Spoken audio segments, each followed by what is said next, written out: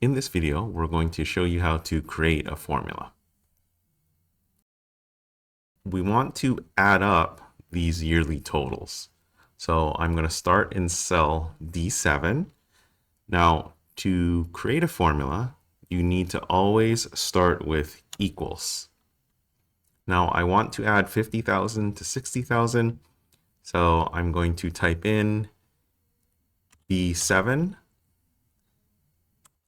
plus C7, and then press enter on my keyboard. Now we're going to do the formula in D8 differently. This can be useful if you're typing a verse. So I'm going to start with equals, that doesn't change. But instead of typing it in, I'm going to click on 75,000 and Excel will put in the value for me. I type in my operator, the plus, and then I'm going to click on my second number.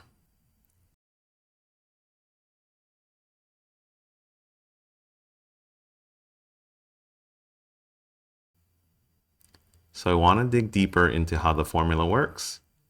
So I'm going to do a shortcut to show all my formulas.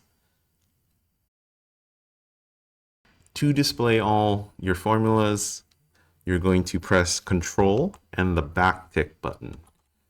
The tilde button is shared with it. It should be to the left of your number 1 and above your tab. Now you can see I have both of the formulas displayed. Now what I'd like for you to understand is this is a relative reference in your formula. So the way this is viewed and the way Excel does this, from the standpoint of D8, you're telling Excel to add the number 1, 2 to the left and also the number 1 to the left. This is how the formula is added and how it makes the calculation. Now this is great for when you use things like copy and paste or the fill handle to fill in multiple formulas. Now that control and backtick is a toggle.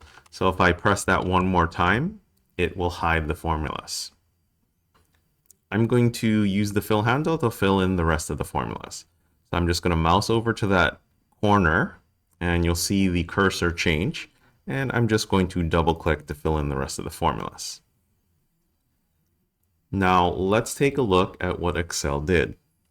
I'm going to press Control backtick again. And you see it adjusted the formula for each row.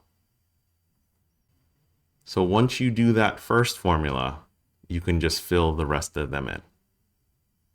I hope you found this useful. Thank you for watching.